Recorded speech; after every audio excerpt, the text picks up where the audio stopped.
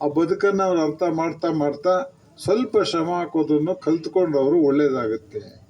ಜೊತೆಗೆ ನೀವು ಕೂಡ, ನಾವು ಈಗ ಮಾತಾಡ್ತಾ ಇದ್ವಿ ಸ್ವಚ್ಛತೆ ಸ್ವಚ್ಛತೆ ಸ್ವಚ್ಛತೆ ಅಂತ. ಒಂದು ಸಣ್ಣ ಮಾತು ಹೇಳ್ಬೇಕಾಗುತ್ತೆ. ಗಾಂಧೀಜಿ ಒಂದು ಅಭ್ಯಾಸ ಮಾಡ್ಕೊಂಡಿದ್ರು. ಅವ್ರು ಯಾವ ಊರಲ್ಲಿ ಉಳಿಲಿ, ಬೆಳಿಗ್ಗೆ ಎದ್ದು ಆ ಊರಲ್ಲಿ ಒಂದು ಹರಿಜನ ಕೇರಿಗೆ ಹೋಗ್ಬಿಟ್ಟು ಕಸ ಗುಡ್ಸಾಕೋರು ಬೀದಿದ್ದು. ಅವ್ರೊಂದ್ಸಲ ಪುನಃ ಹತ್ರ ಯಾವುದೋ ಉಳ್ಕೊಂಡಿದ್ದಾಗ ಒಂದು ವಾರ ಹೋಗಿ ಕಸ ಗುಡ್ಸಿರು. 8ನೇ ದಿವಸಕ್ಕೆ ಆ ಕಾಲೋನಿಯವರು ಇವ್ರು ಹೋಗ್ಲಿಲ್ಲ, ಯಾವುದೋ ಕಾರಣಕ್ಕೆ, ಎಲ್ಲೋನೇ ಮುದುಕ ದಿವಸ ಬಂದು ಕಸ ಗುಡಿಸ್ತಿದ್ದಾನೆ, ಇವತ್ತು ಬರಲಿಲ್ಲ ಅಂದರು. ಆಗ್ಬಾರ್ದು. ಎಲ್ಲೋದ್ರೆ ನವೋದಯ ಕಾಲೇಜ್ ಮಕ್ಕಳು ದಿವಸ ಬಂದು ಕಸ ಗುಡಿಸ್ತಿದ್ದಾರೆ, ಇಲ್ಲಿ ಬರಲಿಲ್ಲ ಅನ್ನೋ ಸ್ಥಿತಿ ಬರಬಾರ್ದು. ನೀವು ಅದನ್ನು ಮುಂದುವರಿಸ್ಕೊಂಡು ಹೋಗ್ಬೇಕು.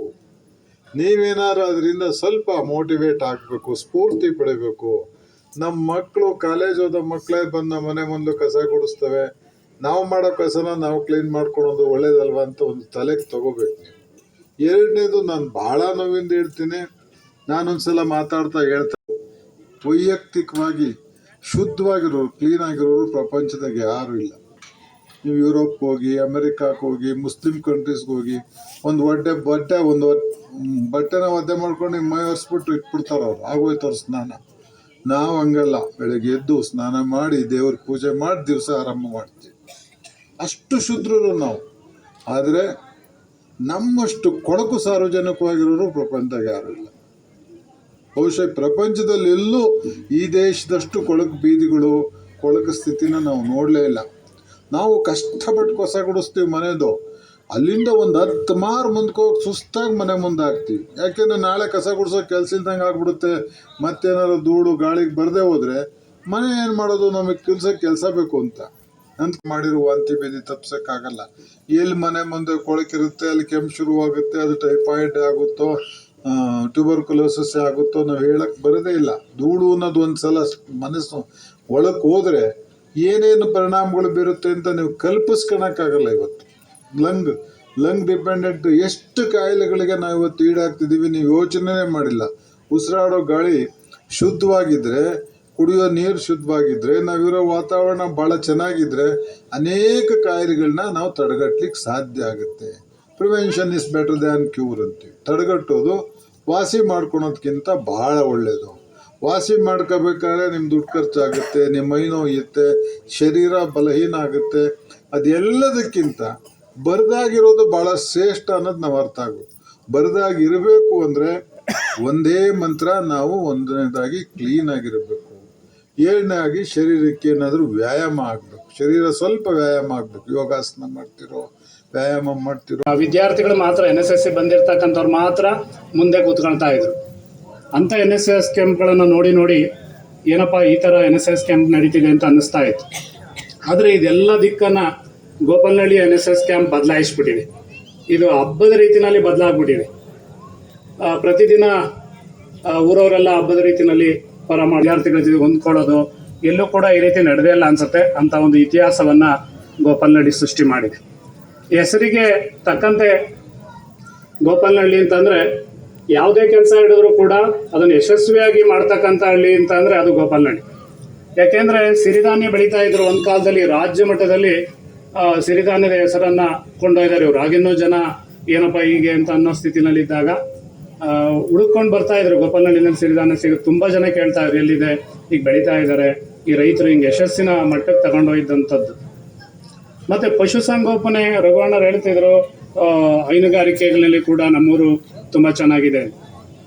ಪ್ರತಿ ಯುವಕರು ಕೂಡ ಅಷ್ಟೇ, ಇಲ್ಲಿರೋರು ಕೃಷಿ ಮಾಡೋದ್ರಲ್ಲಿ ಕೂಡ ಅಷ್ಟೇ ಅತಿ ಹೆಚ್ಚಿನ ನಿಗಾ ವಹಿಸಿ ಕೃಷಿ ಸಂಸ್ಥೆ ಬಗ್ಗೆ ಹೇಳ್ತಾ ಇದ್ರು. ಅಲ್ಲಿರ್ತಕ್ಕಂಥ ವ್ಯವಸ್ಥೆ ಬಗ್ಗೆ ಹೇಳ್ತಾ ಇದ್ರು. ನಾನು ಕೂಡ 96-97ನೇ ಇಸ್ವಿನಲ್ಲಿ, ಅಂದರೆ 30 ವರ್ಷದ ಹಿಂದೆ ನವೋದಯ ಕಾಲೇಜಿನ ವಿದ್ಯಾರ್ಥಿನೇ.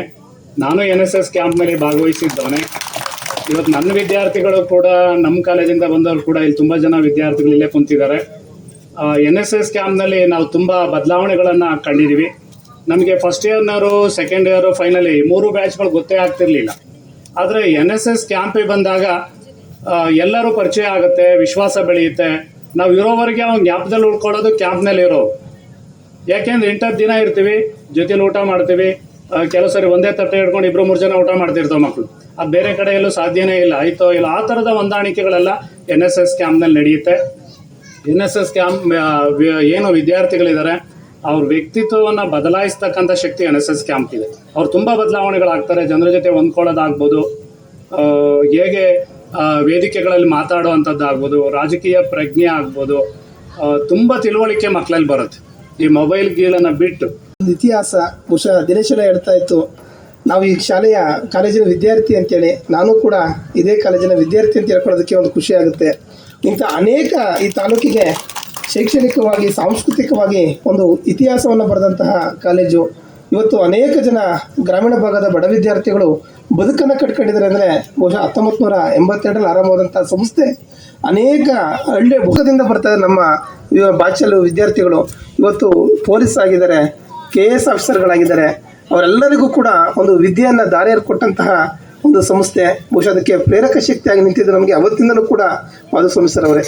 ಬಹುಶಃ ಯಾವುದೇ ಸಂದರ್ಭದಲ್ಲೂ ಕೂಡ ಸಂಸ್ಥೆಯ ಬಗ್ಗೆ ಅಪಾರವಾದಂಥ ಒಂದು ಪ್ರೀತಿಯನ್ನು ಇಟ್ಕೊಂಡು ಆ ಹೊತ್ತಿನ ಕಾಲಕ್ಕೆ ಎಲ್ಲ ಉಪನ್ಯಾಸಕರಿಗೂ ಒಂದು ಮಾರ್ಗದರ್ಶನವನ್ನು ಮಾಡಿಕೊಂಡು ಒಂದು ಸಂಸ್ಥೆ ಹೇಗೆ ಬೆಳಿಬೇಕು ಅಂತ ಹೇಳೋ ಮುಖಾಂತರ ಒಂದು ಸಂಸ್ಥೆಯನ್ನು ಇವತ್ತಿಗೂ ಕೂಡ ಒಂದು ಕ್ರಿಯಾಶೀಲವಾಗಿ ಸರ್ ಹತ್ರ ಸರ್ ಏನಾದ್ರು ಬೇರೆ ಕಾಂಬಿನೇಷನ್ಗಳನ್ನು ತಾಡೋಣ ಸರ್ ಅಂತೇಳಿ. ಆದರೆ ಪ್ರತಿ ಬಾರಿ ಅವರು ಗ್ರಾಮೀಣ ಭಾಗದ ವಿದ್ಯಾರ್ಥಿಗಳು ಆರ್ಟ್ಸ್ ಓದಲಿರವಿ ಅವರು ಉನ್ನತವಾದಂತಹ ಸ್ಪರ್ಧಾತ್ಮಕ ಪರೀಕ್ಷೆಗಳಿಗೆ ಎದುರಾಗಬೇಕು, ಅದಕ್ಕೆ ನೀವು ಸಿದ್ಧ ಮಾಡಿ ಅಂತೇಳಿ ನಮ್ಮನ್ನು ಮತ್ತೆ ಕಲಾ ಮಾಧ್ಯಮಕ್ಕೆ ಹೆಚ್ಚು ಒತ್ತು ಕೊಡ್ಕೊತ ಬಂದರು. ಅದಕ್ಕೆ ಖಂಡಿತ ಇವತ್ತು ಪೂರಕವಾಗಿ ನಮಗೆ ತುಮಕೂರು ವಿಶ್ವವಿದ್ಯಾಲಯದಲ್ಲೇ ಪ್ರಥಮ ರ್ಯಾಂಕನ್ನು ಪಡ್ಕೊಂಡಿದ್ದೀವಿ. ಅದಕ್ಕೆ ಸರ್ ಅದಕ್ಕೆ ಇಲ್ಲಿ ರಂಗನಾಥ್ ಕೂಡ ಅವರೇ ಇಲ್ಲಿದ್ದಾನೆ. ಬಹುಶಃ ಅದು ನಮ್ಗೆ ದೊಡ್ಡ ಹೆಮ್ಮೆ. ನಮ್ಮಲ್ಲಿ ಇವತ್ತು ಕಳೆದ 10 ವರ್ಷಗಳಿಂದಲೂ ಕೂಡ ನಮಗೆ ನವೋದಯದಲ್ಲಿ ಉಪನ್ಯಾಸಕರಿದ್ದಂಥ ನಿವೃತ್ತರಾಗ್ತಾ ಹೋದರು.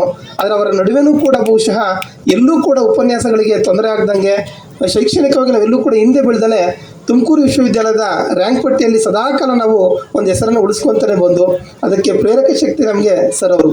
ಇನ್ನು NSS ಶಿಬಿರ ನನಗೆ ಬಹುಶಃ 13 ವರ್ಷಗಳಿಂದ ನಿರಂತರವಾಗಿ ಶಿಬಿರವನ್ನು ಮಾಡ್ಕೊಂಬಂದಂಥ ನನಗೆ ಪ್ರಾಂಶುಪಾಲನಾಗಿದ್ದು ಶಿಬಿರ ಕೂಡ ಅತ್ಯಂತ ಯಶಸ್ವಿಯಾಗಿದೆ ಅಂತ ನಾನು ಭಾವಿಸ್ಕೊಂತೀನಿ. ಒಂದು ಊರು ಹೇಗಿದೆ ಅಂದಾಗ ಆ ಊರಿನ ಜನರ ವ್ಯಕ್ತಿತ್ವವನ್ನು ನೋಡಿದ್ರೆ ಸಾಕು. ಯಥಾ ರಾಜ ತಥಾ ಪ್ರಜಾ ಅನ್ನುವ ಹಾಗೆ ಒಬ್ಬ ಗ್ರಾಮ ಅಭ್ಯುದಯಗಳು ಅಂತ ಬಂದಾಗ ಆ ಗ್ರಾಮದ ಜನರ ಭಾವನೆಗಳು ಕೂಡ. ಇಷ್ಟು ಜನ ನೀವು ಗೋಪಾಲನಹಳ್ಳಿ ಅಷ್ಟು ಪ್ರೀತಿಯಿಂದ ಅವ್ರನ್ನ ಬರಮಾಡ್ಕೊಂಡು ಅವರ ಮಕ್ಕಳಲ್ಲಿ ಎಷ್ಟು ಅಭಿರುಚಿ, ಅವರು ಊರಿನ ಬಗ್ಗೆ ಎಷ್ಟು ಅಭಿಮಾನ ಇಟ್ಕೊಂಡಂಗೆ ನಡ್ಕೊಂಡಿದ್ದೀರ. ಅದು ಬಹಳ ದೊಡ್ಡತನ. ಅದು ಯಾತಕ್ಕೆ ಅಂದರೆ ನಮ್ಮ ಗೋಪಾಲನಹಳ್ಳಿ ಜನದ ಗುಣನೇ ಹಂಗೆ ಅನ್ನಂಗೆ ಕಾಣುತ್ತೆ, ಭಾಳ ಹೆಸರುವಾಸಿ. ಆದರೆ ಈ ಮಕ್ಕಳು ಇಲ್ಲೆಲ್ಲ ಒಟ್ಟಿಗೆ ಸೇರ್ಕೊಂಡದ್ದು ಯಾವುದೇ ಒಂದು ಜಾತಿ ಭೇದ ಯಾವುದೇ ಒಂದು ಅವರಿಗೆ ಕಾಣಿಸ್ಲಿಲ್ಲ.